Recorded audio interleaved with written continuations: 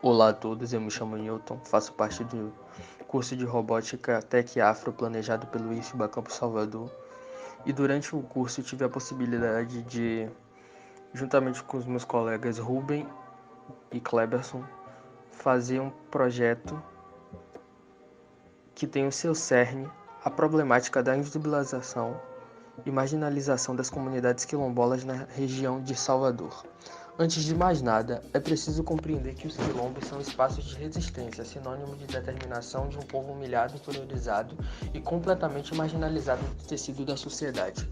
Portanto, o quilombo é uma força contra-hegemônica, sendo dessa forma uma fonte inimaginável de uma cultura que foi arrancada de suas origens e influenciada por um entorno hostil e opressor. Por tais razões, é bem verdade que as instituições do território brasileiro, do estado baiano e do município soteropolitano não comportam em seu planejamento a valorização das comunidades quilombolas, tal caso se agrava ainda mais. Partindo da perspectiva de que os quilombos são patrimônios históricos culturais que fazem parte da nossa história e da nossa identidade.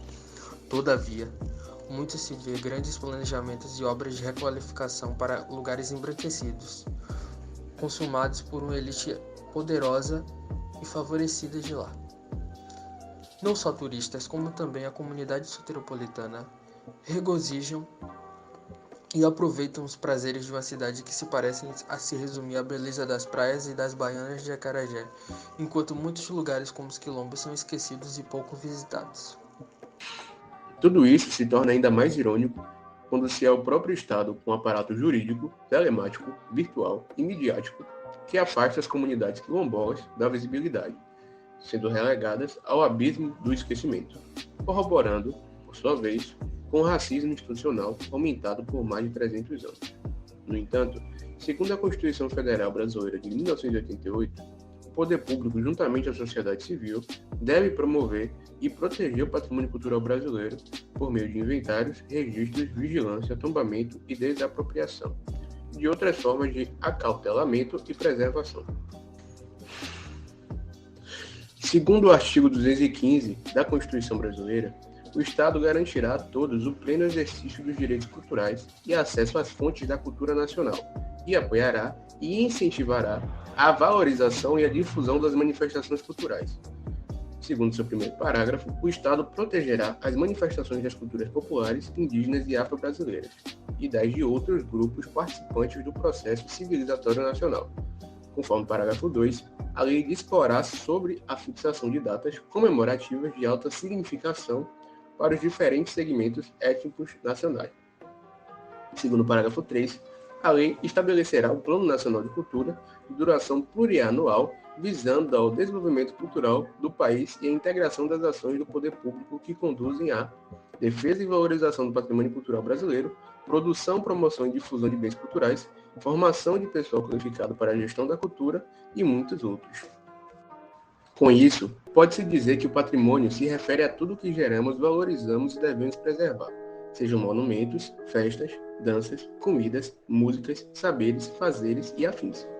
De acordo com o IPHAN, o patrimônio cultural de um povo é formado pelo conjunto dos saberes, fazeres, expressões, práticas e seus produtos que remetem à história, à memória e à identidade desse povo.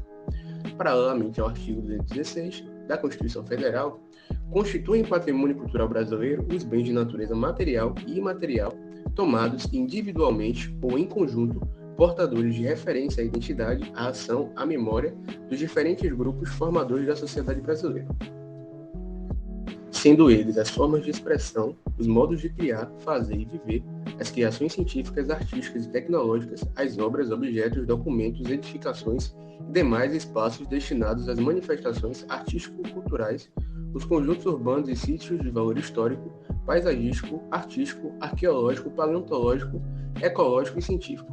Com base nisso, nota-se que as comunidades quilombolas devem ser valorizadas, pois fazem parte da construção da nossa memória, história e identidade, sendo também intituladas como patrimônio culturais. E, para solucionar esse problema, nosso grupo pensou em uma alternativa tecnológica que pudesse viabilizar a divulgação das comunidades quilombolas de Salvador e, quiçá, da Bahia, além de fomentar outros setores da própria comunidade. Bem, inicialmente nós pensamos na realização do mapeamento dos quilombos em Salvador. Ao realizarmos esse mapeamento, notamos que são poucos os quilômetros aqui, e com isso pensamos em alargar para talvez outras regiões da Bahia.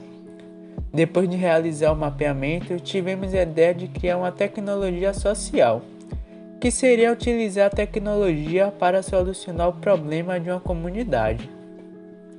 Então, pensamos na construção de um aplicativo turístico, que ainda não temos um nome, com fins de visibilização, com rotas direcionadas para os quilombos de Salvador.